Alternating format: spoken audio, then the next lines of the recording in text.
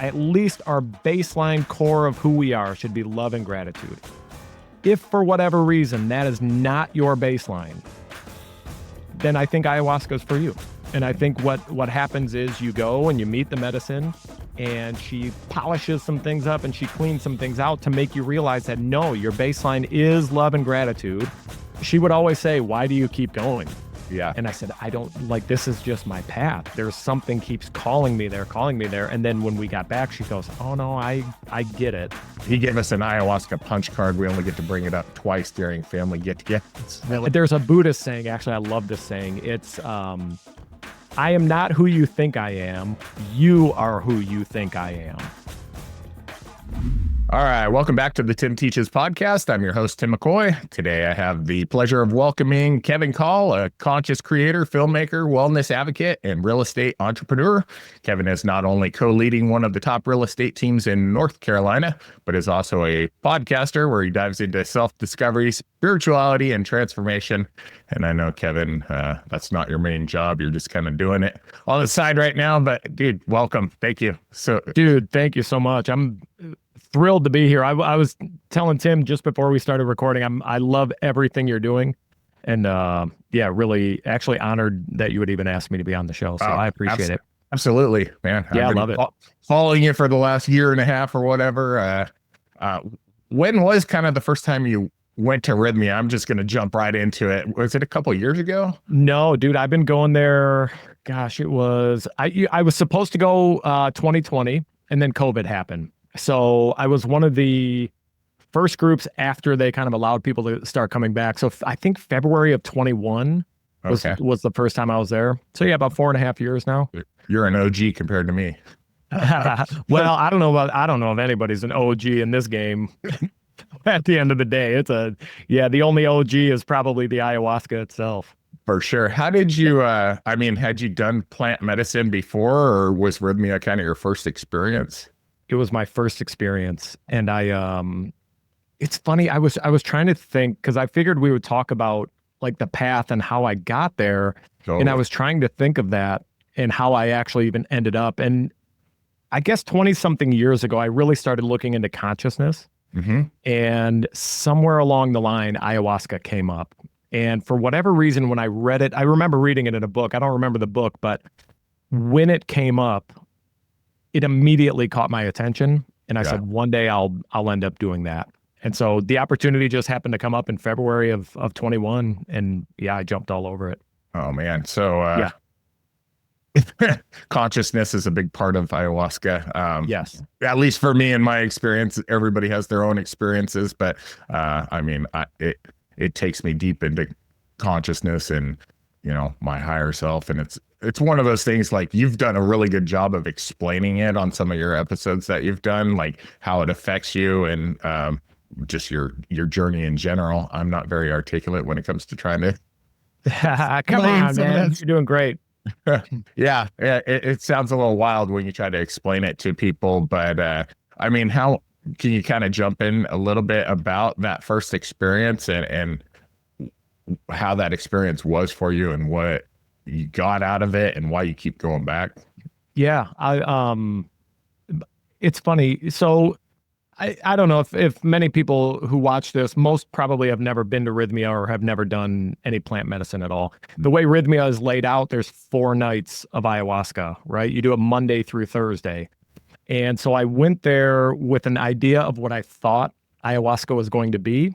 And I think a lot of people do, and they imagine just fireworks and these psychedelic moments, and they don't realize how hard it's going to be.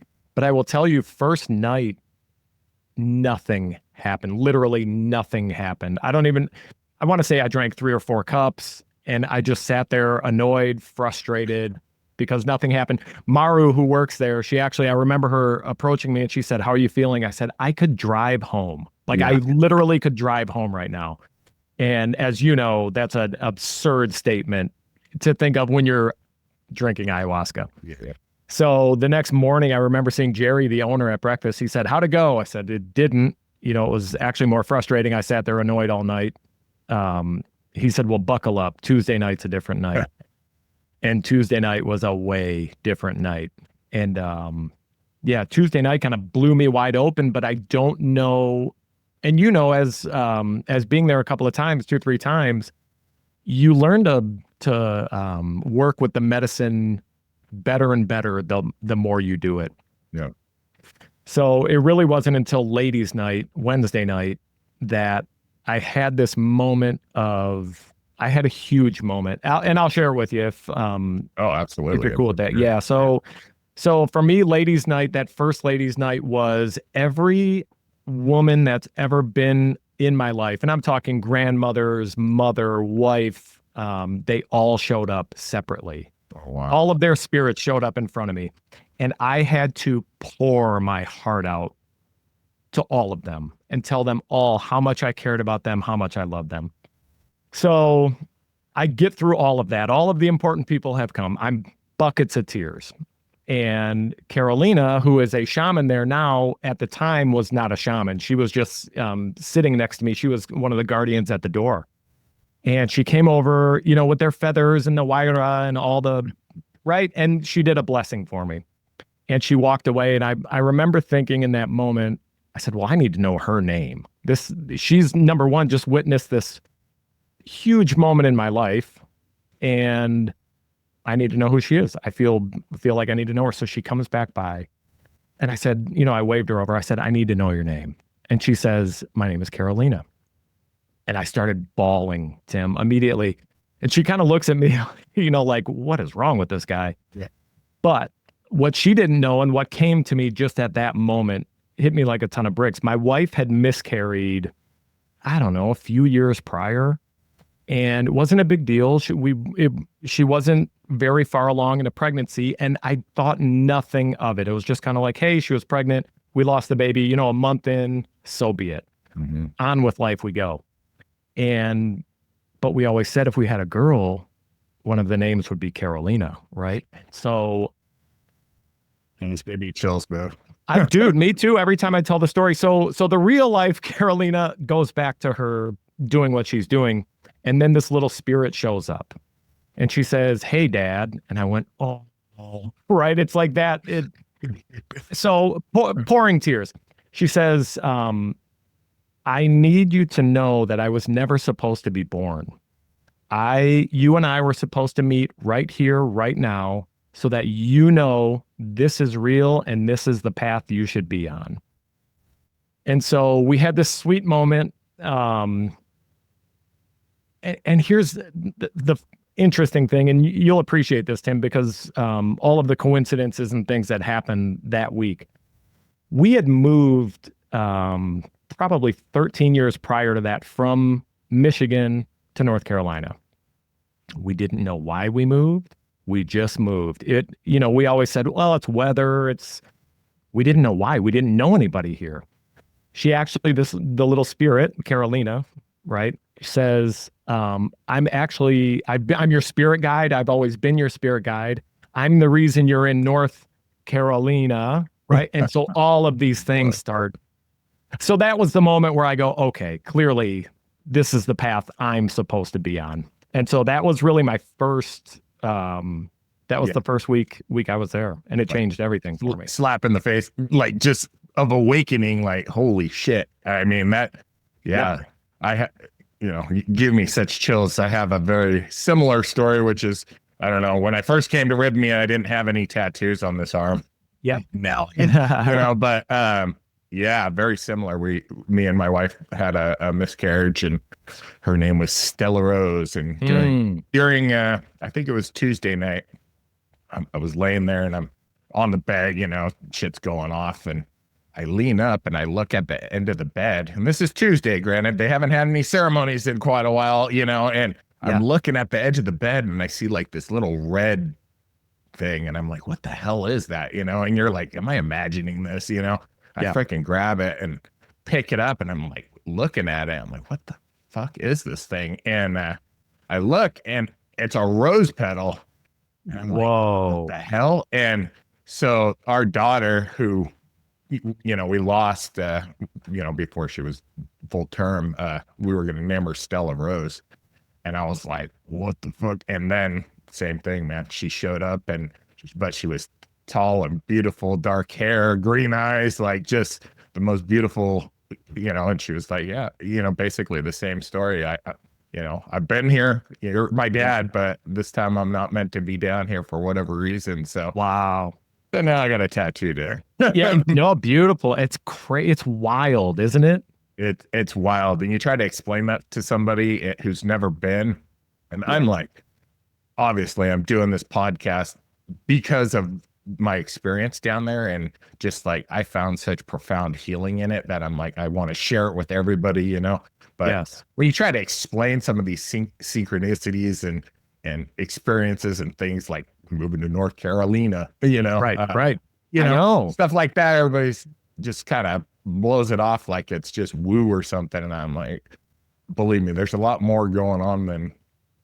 There's so much more we can't see. You know what's cool? This was it's funny when you say, is this real? Like, what is this?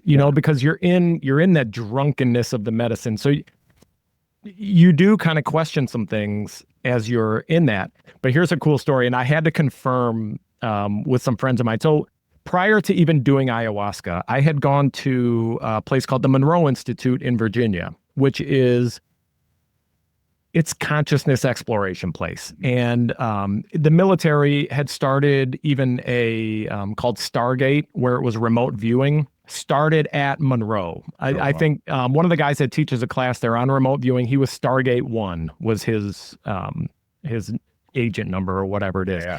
So, but I'd go to the Monroe Institute there was a guy named Bill Buellman that would do 6-day intensives on how to have a self-initiated out-of-body experience, right? And so they teach you how to have an out-of-body experience, with no chemicals, no nothing, just how to do it on your own. And it's really cool. So when I was there, some friends of mine had just lost their daughter probably 6 months prior. And I happened to have this moment with her. And I kind of met her, although she was just this whirling, twirling little light. Mm-hmm. But I knew, like my consciousness knew, I go, my gosh, this is Sophia. And we're having this moment. And so the moment comes and goes. I texted my friends whose daughter it was. I said, look, you guys, I'm a little bit of a weirdo. I'm in some odd stuff, right? But I have to share this with you just so you know. Yeah. And their reply back, they said, we had just gone to a psychic medium. They've been going to a medium pretty steadily at this point. Yeah. And the medium had used the exact same words as I did, whirling and twirling. Whoa. And so I said, okay, so that's confirmation there. Well, that same night in ayahuasca, when Carolina shows up, well, then their daughter shows up as well. And she actually said to me when she shows up, I said, Sophia, is that you? She showed up as a fairy. Oh, wow. And she said, yes. And by the way, I dance with your daughter and this, that, and the other. So it's like this cool thing. So that next morning after ceremony, I text my friends again. I said, look, this is, again, I'm a weirdo, but I'm here doing ayahuasca. I saw Sophia. She's a fairy. And her job, this is coming back to me even more now, her job is to keep magic alive for little kids, to have little kids believing in magic. So their reply back this time was, we had just been to the medium again, and the medium had told them that Sophia got her wings, although they're not angel wings, they're fairy wings. I go, okay, cool. We're on, and these are just like clues, breadcrumbs. We're on the right path. Yep. And for me, it just, confirmation. 100%. I mean, so many of those things, like those breadcrumbs, that it happens so often that you're just like, is this real? But yeah, it is real. Like the last time I was there in December. You were there. Yeah. I just showed up for the last 2 days, just snuck in there. I know you did kind of show up. I was like, Tim? Yeah, my wife, she got to go for the whole week, and we have little kids, and I'm like, I don't want to be gone, both of us, but yeah, I want to get a little bit of time there. We'd never done the medicine before together, together. But on that experience, I mean, on Tida night, it was kind of wild. I was sitting there, and I've told the story once before, so I'm sorry if you've heard it, but sitting there outside by the fire pit, And, I was in the medicine, and I look over and there's this girl sitting next to me, and literally I'm like, Chantel, and it's, my ex-wife's sister who had been killed 20 plus years earlier in a car accident. I hadn't thought about her in forever, and Yeah. she didn't say anything. She just sat there, but it was her, and I'm getting fucking chills saying it. And then she just was gone, I'm like, man, that was wild. And it hit me pretty hard. So I texted her mom, and I was like, it was kind of a random text. I don't talk to her, maybe once a year, send a, hey, just thinking of you message. And so I said, hey man, I'm down here doing ayahuasca and had this experience, and Chantel showed up. I just wanted to tell you that. And she's like, man, basically, that's pretty wild since today is her birthday. Oh, wow. Holy shit. Like, yeah. It was the conduit sending her mom a message from her. It's wild stuff, man. So you're gonna go down there and do some work. What's that about? Yeah, I'm actually, it's really cool. The last time, well, when we were there, it would have been December. I came out of a ceremony on, I think it was after Monday night, and I was really down that morning for whatever reason. And I saw Jerry at breakfast, and he said, Jerry and I usually, we have this kind of lighthearted conversation usually, but he could see something in me that morning. And he actually got up from his seat and kind of walked over to the buffet where I was getting my food. He said, are you all right? You're not seeming yourself. I said, honestly, Jerry, I don't know why I'm so down tonight, but in ceremony, it was kind of one of those ceremonies where it was like, you're a waste of potential. You're not living up. Right. I mean, you beat yourself up, and the medicine it shows you, it just reflects back to you all the things, that you feel about yourself. And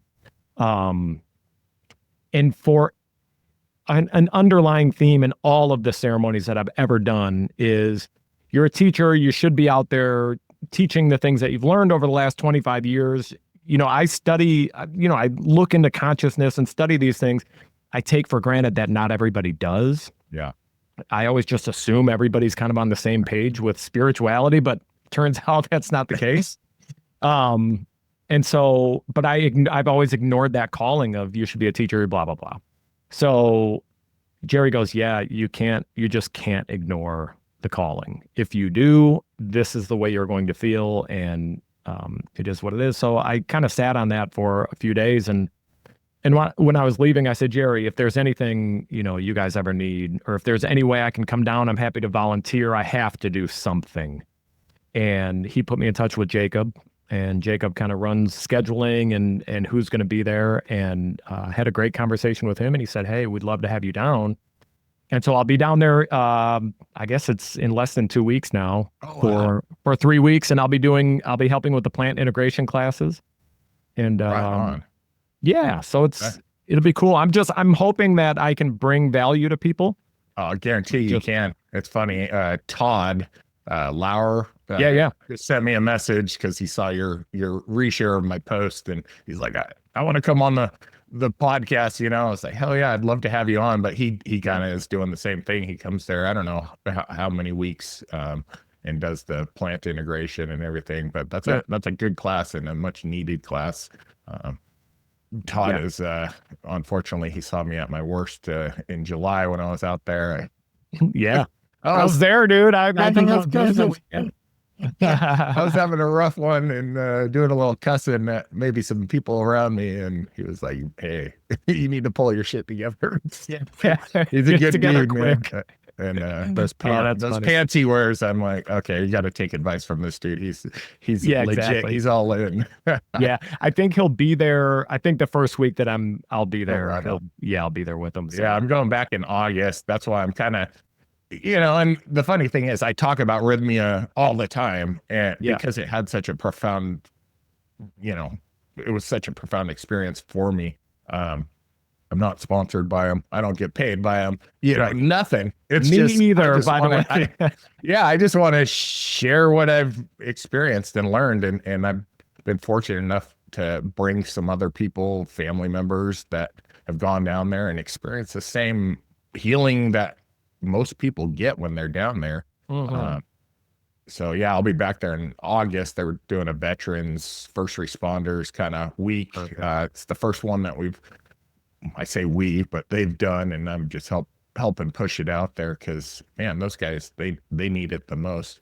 Yeah. Dude, I'm super into the consciousness aspect. I didn't know you were really into that, but Oh yeah. you know, out of body experiences and stuff like that. Like when I'm at home, you know, I have my own little, not ayahuasca, but modalities that I'll put in my ear pods and try to do a little breath work and Yeah. get outside of, you know, I guess it's just deep meditation. But what is kind of your theory on consciousness? Is it in our head? Is it outside of us?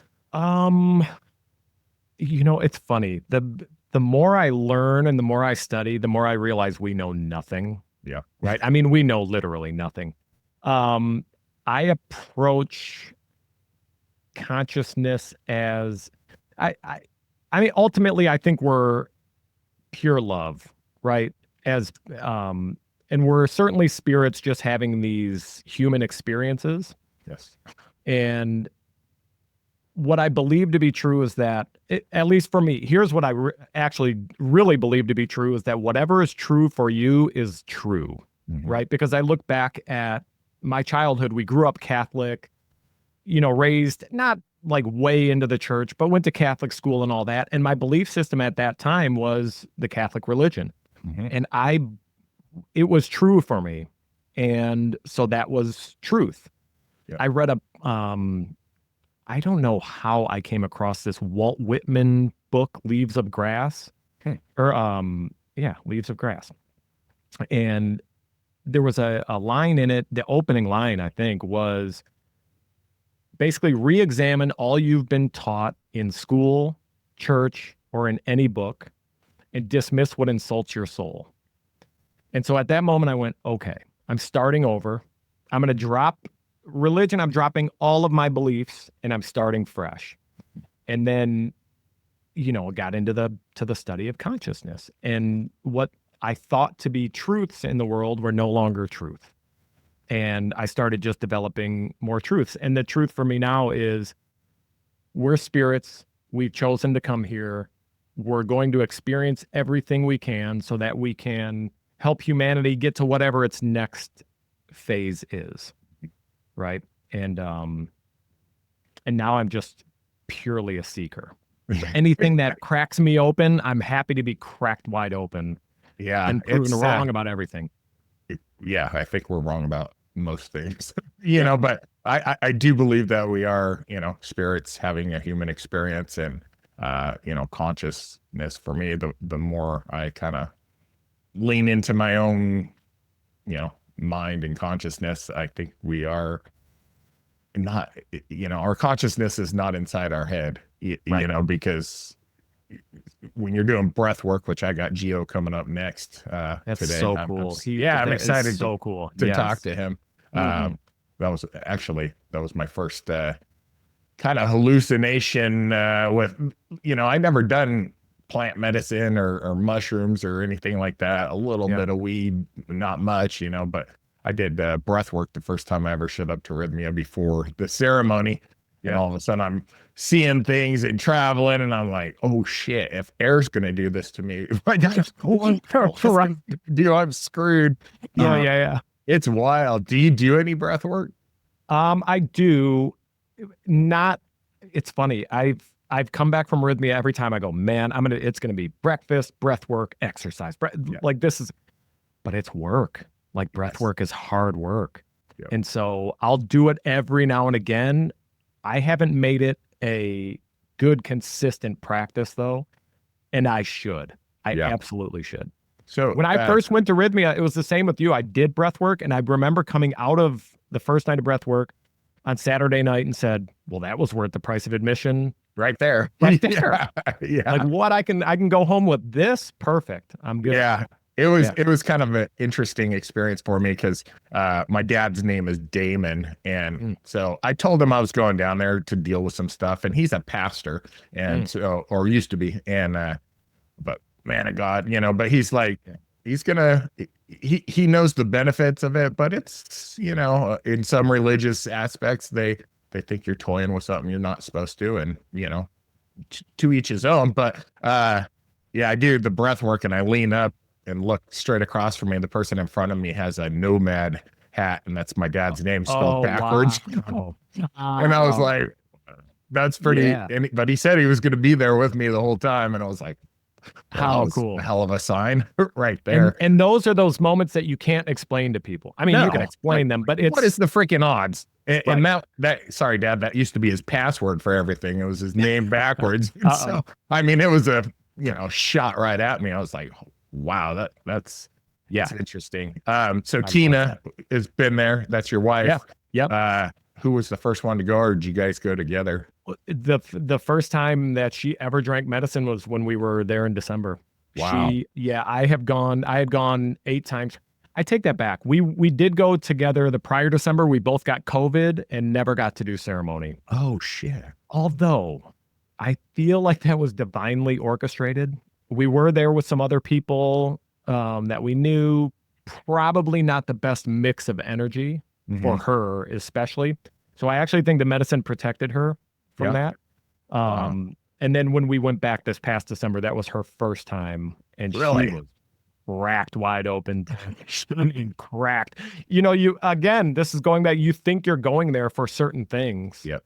And then you quickly realize, I was thinking about this last night. You know, the ayahuasca will honor your intention, whatever you're going there for. So anybody that's watching this and has interest in going, and I think we all have like one thing we think needs to be fixed, or, you know, maybe a few. And that intention will be honored, but it will not be the way you want it to happen. Right? You think you're going to, it's like showing up to a house and you go, well, I'll just open the front door and walk in. Like, no, you're going to have to kick open some windows, crawl through, get scrapes, bruises, and cuts on the way. You will get to the same place, but it's not going to be your way. She'll honor your intention for sure. I mean, my first time down there on Tita Juanito night, you know, they do the, you know, noble silence for hours and stuff. And I drank my medicine, and within 25 minutes, you know, I'm laying there. The previous 3 nights, I'm like, I basically got all the healing I'm ever going to need. So, I'm good. Let's see what else, you know, I'm laying there looking out the window, and I'm like, you know, I've always had an interest in UFOs and extraterrestrials and stuff. And I'm like, man, it sure would be cool to get like beamed up by a UFO, you know? Right. Don't ask that. No. She's like, oh, you want to get beamed up, huh? All right. And, you know, I don't know if you were there on that night, but it was, you know, I immediately started going to a place that I was like, oh shit, I don't want to get beamed up, and I don't want to die. Just started sucking air. You know, Johnny Messner was like, man, if you've gone too far, just remember your breath. And and he was right. I started sucking air, you know, instead of going to the light, I'm back to my body. But then that was the beginning of it. And I screamed out, you know, I need help. It was still noble silence. Nobody's tripping yet. And, they're like, what's going on, brother? It's out so into the yard. And it's so powerful. And you would never draw it up that way. No. Like, that's not how you're going in there. Tim was never going to go, man, if I get beamed up by the UFO and then I'm afraid and yelling, you would never draw it up that way. Dude, it's wild. I mean, so how many times have you been down there? 2 or 3 or? Oh no, I've been there 9 times. Oh yeah. No, I've been there a lot. Yeah, I think that's part of the reason they're okay with me coming down and teaching some of the classes, you know, because I've sat on that side of it so much. Have you done all the ceremonies every 9 times? Oh, wow. Yeah. So you got some experience. And I try and go, now I try and go when Taita is going to be there. Yeah. Although I've had some beautiful ceremonies on Thursday nights when he wasn't there, but there's certainly something special about for sure. Like July when I went, it wasn't Taita, and it was still good, but it was definitely different than December, you know. Both times. It's interesting. I wonder, you know, obviously they talk about the power of shamans and their abilities, and he's obviously a strong shaman when it comes to helping people, and the vibe is definitely different. I love the one thing I do love is the playfulness of the shamans Mhm.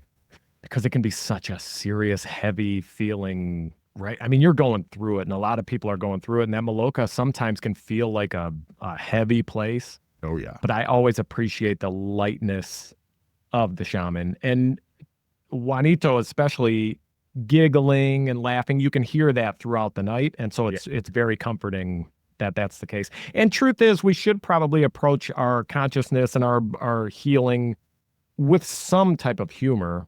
I was talking the other day with a few people, and I said it is an absurd thing in a way where we're all in a room together, we're shitting, we're puking. It's like we're going through it. There's some absurdity to that, and Yeah. so to laugh about it is good. It's pretty absurd. I was talking Yeah. to my friend of mine who I'm, slowly kind of, I don't push anybody into it. You're going to be called, but there are some people that we all know are like, they could probably benefit from this, and so, 100%. but he's terrified to do it. And I don't know if it's because he doesn't want to see some, we both served in the military and both have kind of a similar past, but Yep. I don't know how to, do you just be a light and show the transformation for that you've experienced? Like, how do you approach it with people that are interested or afraid I to do it, that need it? if people ask me about it, I'm very I believe that probably 90% of the world would benefit Yeah. from drinking ayahuasca. There are certain mental conditions and certain situations where, you kind of go, I don't know, you should see a doctor before you, right? At least, who knows? But I just have a belief about ayahuasca that at our baseline, at our core, we're love and gratitude. That's where we should be in our daily lives. At least our baseline core of who we are should be love and gratitude. If for whatever reason that is not your baseline, then I think ayahuasca is for you. And I think what happens is you go and you meet the medicine and she polishes some things up and she cleans some things out to make you realize that no, your baseline is love and gratitude. And we have these certainly we're going to have these moments in life where our emotions get out of whack, right? We get pissed off at things. It's up and down, but our baseline, our base core of us should be love and gratitude. And if it's not, I think the medicine would benefit you to bring you there. Yeah. And most of humanity. Yep. I agree. And I did my first week and it literally like changed my life immediately. Mhm. I dealt with all the hardest things in life, but people ask, they're like, well, why do you keep going back? And it's because every time I've gone back, I got rid of the hard things. I wasn't perfect when I got back, but Right. I dealt with the major issues that I was dealing with. But every time I go, I learn more about myself. I'm shown like, hey, you should do this, or you should reach out to this person, and so you can be a light to other people and just by living your true self, your best authentic self, and Yep. we're not bullshitting anybody. I'm not trying to get somebody to do it because I think it's gonna fatten Rythmia's pockets or anything like Right. that. It's you're helping yourself and you're helping your family and the people around you. And I think they call them light workers, or Yeah. they are doing God's work, and people call it God or spirit or whatever. But for me, it's kind of a religion. It is a religious, not even a religious experience. It's bigger than that. Religion. I'm not a big religious guy either. Yeah. I believe in God and a creator, and I believe in Jesus because I've seen him during Yeah. my experiences. Oh, dude, me too. Yeah. He showed up. He said the human experience, and when I was out there screaming in the yard, because I got yanked out this side, Yeah. I was yelling, what's the point of all this? What are we doing here? And that was the answer I got. We're having the human experience, Yep. and I it's funny because I don't want to say I completely dismissed religion. I did for myself. It doesn't speak to me, but I appreciate what it is. And I appreciate that for some people, that is their spiritual path, right? And there's great lessons in religion. In a ceremony, I saw this stained glass window of the Virgin Mary, and it started coming at me. And as it started coming at me, it morphed into Jesus. And Jesus had this light bulb on his head, right? And he's coming at me, and now in my head, I'm going, what does this dude want? Because I want nothing to do with this right now, right?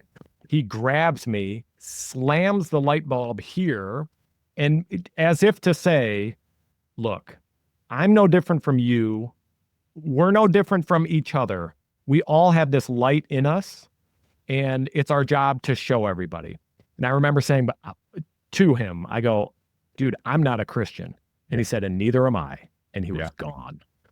I said, okay, to me, I go, okay, that's Jesus showing himself as he wants the world to see him. Yeah. Just be the light. Just be a beacon, So without the things we've attached to the words God and Jesus and all of that. Yeah, I think a lot of religions have been hijacked, and it's unfortunate because, there's so many different religions and everybody says they got the answer and it's their way or the highway. And, I believe, in Jesus and the story of Jesus 100%. And he was sent here to help humanity. But, along with that are, Buddha and all these other pick your archetype, right? Yeah, they're all, but I think these guys and get hijacked and used for malicious reasons, and the Catholic Church or any other religion. It's like there's so much bad that has come out of those establishments as well that it pushes people away from God. It does. And honestly, I think that's one of the biggest tricks the devil has ever played is, hijacking religion and making it for his own use. And, I'm the type of person, I went to church 3 days a week or, 3 times a week at least. And I saw the people that, beat their kids and come in there and pray on, Sunday morning. And it's like, dude, you are not the light. Yeah. You're not the guy to tell me what to do and what to believe in. And so, it's wild. We just get indoctrinated into these systems. Yeah. Right. From childhood. And when people aren't open enough to be open to other opinions, well, then that's where it loses. That's where religion kind of loses it for me is it's kind of a my way or the highway situation. And that I don't think that was ever the intent behind. Yeah. Right. I don't think Jesus would have been in a religion. I certainly Buddha would not have had a religion based around his beliefs. Yeah, I saw a thing that every time Jesus went into a church, he destroyed the place, which is true. Like in the Bible. I promised Jesus would be drinking ayahuasca with us, Tim. He seems he needs it, but no. He might be serving it. And honestly, that's kind of the vibe I get, and everybody has their own view of, say, ayahuasca or Rythmia, but I believe, when they're calling you up, come and get your medicine, I'm like, this is different. If they're giving you medicine to heal yourself, and God doesn't care how that happens as long as it's happening, and what better way than to kind of make it mainstream. It's going mainstream, and it's like, well, I think that's a good thing because you may be going there to be an influencer or whatever, and see how cool I am. I'm drinking ayahuasca, but guess what? When you drink, different shit's gonna happen. And they absolutely. My wife, she made a comment, I don't know, about a month ago, and she said, I worry that ayahuasca is going to become too mainstream and kind of ruin what it is. Yeah. And I said, well, the medicine is smart enough to find the people that it's trying to find. Yep. And if that means it's going to branch out and become mainstream, then thank God it's doing it. 100%. I think that it would benefit our world. And, I don't think everybody should be running an ayahuasca retreat by any means. Not at all. There's not at all. Some some shady people, and you're definitely vulnerable in those states. I mean, I just had somebody ask me if I wanted to go do a ceremony in the States, and I look up the place, somebody's house. I'm like, I know. back east. I'm like, hell no. Yep. Like, I'm That sounds good. terrible. Yeah. Running down the road and get arrested while you're doing ayahuasca. No, thank you. Yeah. Now, for some people, that's going to be the way, and that's Yeah. fine. Yeah. For me, I'm Rythmia all day. I want a comfortable mattress, right? A bucket, toilet paper, bathrooms, Massage. great food, the whole deal, massage, colonics, the whole deal. Yeah, set and setting certainly matter for me. 100%. So is Tina going to go back with you? We're supposed to both go back in December again. We're Okay. Paid up and so yeah, she'll go back. She had Tina, like I said, she got cracked wide open, and then what did she think of you going down there? You did it 9 times. She's done it once, Yeah, she would always say, "Why do you keep going?" Yeah. And I said, "I don't, like, this is just my path. There's something keeps calling me there. And then when we got back, she goes, "Oh no, I get it." Yeah. Because you learn a little bit about yourself, and then you go, "There's more. There's so many layers that need to come off."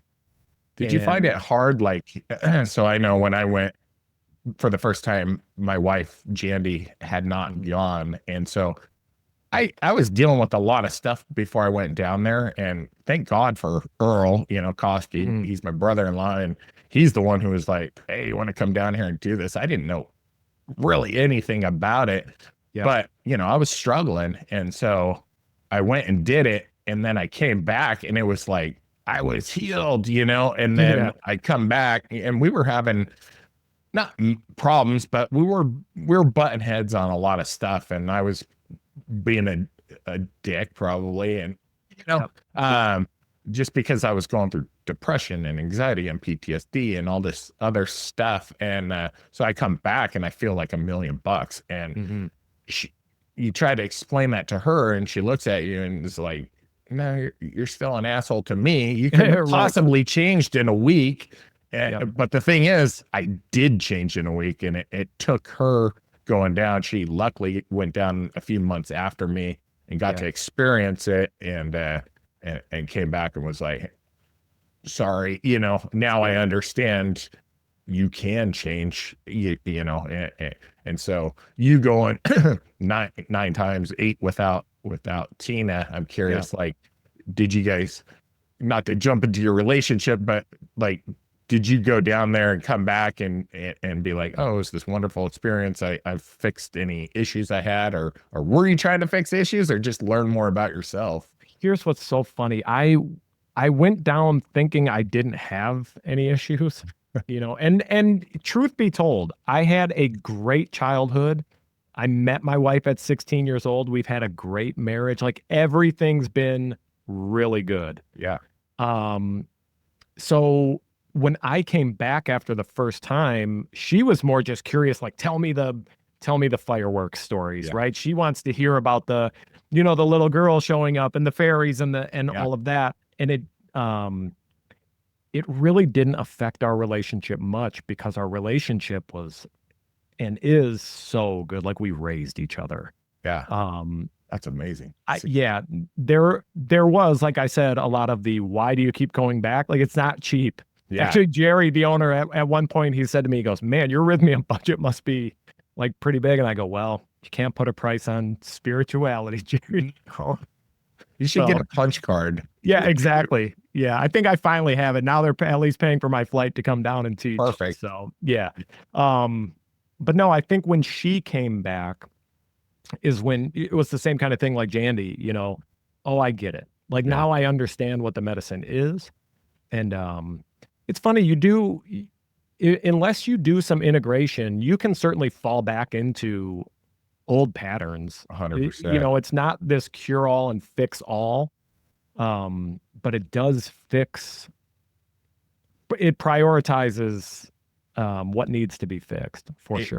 It definitely does. I mean, I'm definitely on my way up. My trajectory is on the right path, but there's dips, and I'm known for self-sabotaging myself. I stopped working out, start Yep. eating like crap, drink too many margaritas. And so, you know, now I'm like, the last 22 days, I haven't drank anything. Like, Yeah. I feel good, and I'm like, Yep. okay, I know the path I need to be on because I've been shown it. It's Right. just, you got to implement it. And I think a lot of people have a hard time with that. There's definitely been some people I've known who've gone there and come back and just do the exact same thing. Mm-hmm. It's not going to fix you. You have Right. to put in the work and want to change. And I'm very curious. I've had one sister go down there and she got all the healing in the world, and she's going down there for like a month to help Wow. volunteer. How So cool. Richard and Yeah. Bonnie, yeah. So Yeah. they'll be down there for a month volunteering, and like, Love that. boy, bless you, man. I was there with both of them. Yeah. Actually. Yeah. Yeah. So So cool. I got another sister coming with me in August, and so she's been interested in it, but her husband, I don't think he really listens to this podcast, so I'm just saying, but he's definitely like wants nothing to do with it. He gave us an ayahuasca punch card. We only get to bring it up twice during family get together. Really? Because that's all me and Bonnie and Richard and all these guys talk Yeah. about. Sometimes people, it's just they're not ready. Yeah. And so it's going to take, maybe not you guys talking about it, but just eventually he will see the change in everybody. Yeah. I'm curious to see how it goes, because my sister, he's definitely not into it, but she's just like, I'm going to go. I don't care. She just booked it. And so it'll be interesting to see how she comes back and if it trickles down to him and other people around them. But I mean, just from Jana, I've had Jana Earl's, wife on here, and she's kind of the first one I knew doing it. She did it, and then Earl did it, and it's just a trickle down effect. And the amount of people that have been helped from those two, it's unbelievable. It's huge. And think of just generationally what that's doing. Yeah. It's for your families. Yep. I've gotten a ton of healing out of it. And this isn't, I didn't want to do this podcast just to be like, Rythmia is the best, but damn, they are the best. Like, they have it figured out. They got it dialed in, and they're doing good work down there, and they're helping people. Man, what am I missing, Kevin? Man, I don't know. I really do think that ayahuasca is so beneficial for so many people. And I think in a case like your brother-in-law, I guess it is, who, he's like, hey, you can only talk about it 2 times or whatever. Sometimes people's egos get in the way, and they don't want to admit their own faults to themselves. And I think they sometimes see people come back and want to talk about it, and they see that as almost like you now have a spiritual ego, right? And you're trying to, I noticed this when I started, this is back 20 something years. Like, you read the book, The Secret, and you start learning about consciousness and manifestation and blah, blah, blah. You start thinking stuff, right? And so then you get like a spiritual ego, I guess, and I think the same, if you come back from doing ayahuasca and you talk about it so much, then people just go, this guy drinks, this brew, and all of a sudden, you're Jesus all of a sudden. So people do this, but then they start to see it in you. And so anybody out there, and this is a perfect example of the things Rythmia teaches you. If you're watching this and you're getting triggered in whatever way, that is a good indicator that you probably need to go meet the medicine, because it's showing you it's showing me who I've become. Right. Yes, 100%. That's going to be a perfect cut. I'm going to cut that out and tag Rythmia in it. Perfect. That's perfect. Beautiful. Yeah. I love it. We were talking about Todd earlier, and it was me dealing with my own internal stuff, and somebody close to me was having a very rough time, and my whole mentality at that time was just like, I wish they would shut the F up. And and that was me, just dealing with my own internal struggles and battles, and not being able to turn off my mind, and they were just putting out what I was already thinking about myself, just shut the fuck up and do it, relax, lay down. And I've been trying not to cuss on this podcast. It's all good. It comes out. It just I get comes worked out. up sometimes. Yeah. Well, the thing is, everything in life is just a mirror. There's a Buddhist saying, actually, I love this saying. It's, I am not who you think I am. You are who you think I am. Yeah. Right. And so everybody's a mirror and trying to show you something. And it's been one of the great lessons of ayahuasca for me is every single day of my life, whether I'm drinking the medicine or not, I can look at a situation and at least go, well, how am I feeling about this?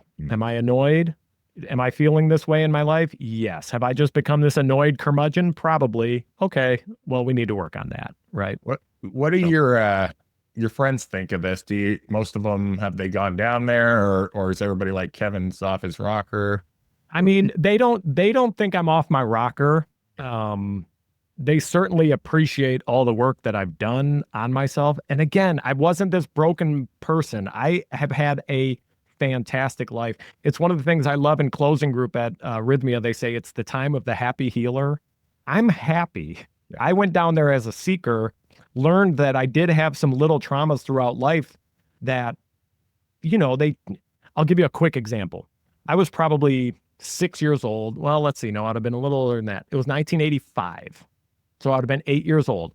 The Detroit Tigers had just won the World Series. In 1984. We were going into the 85 season, and I remember telling one of my neighbor's moms, I said, I wrote a poem about the Tigers.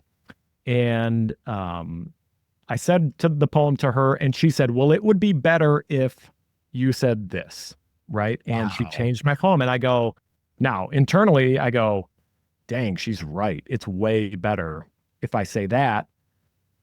But this is bullshit. This is my poem, and you just shit on my poem, right? Essentially, that moment has kept me from releasing songs, from putting things out there, because it put me on this pursuit of perfection.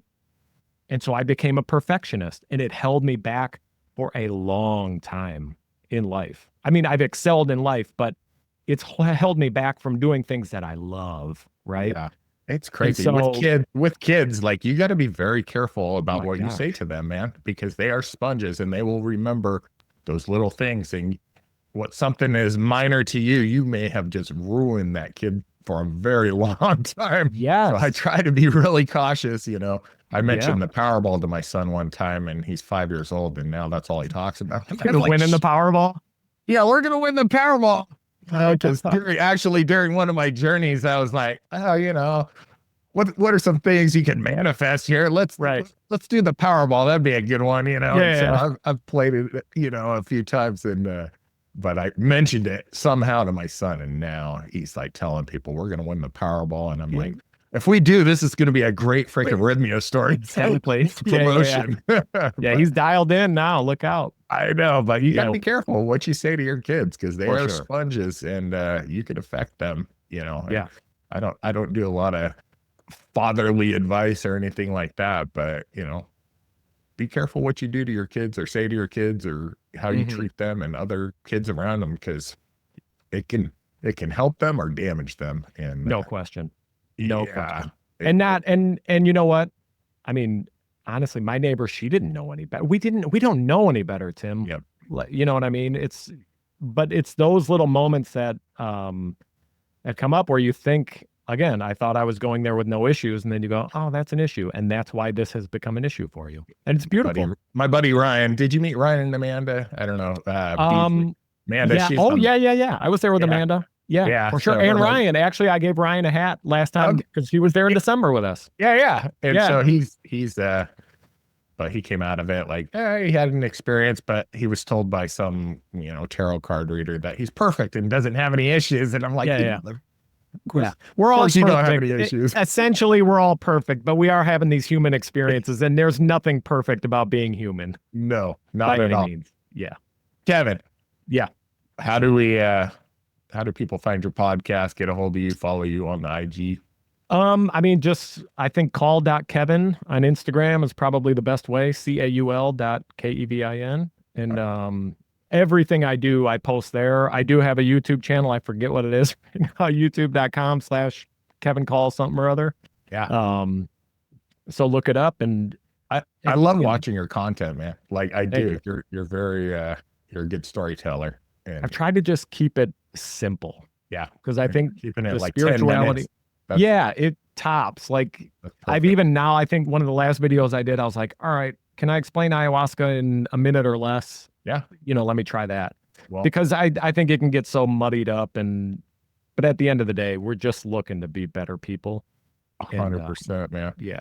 Dude, I appreciate you taking time to chat with us today. I try to keep these right about an hour, and I loved it. We got Gio coming up. So. Yeah, he's the bigger draw, believe me. Oh no, no, dude, this was awesome.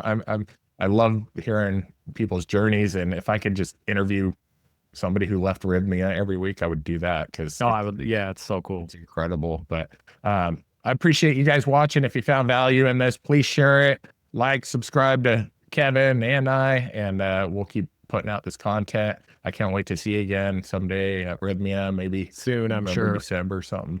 I'll be there. Right on, dude. I appreciate you. Thank you, everybody. Brother.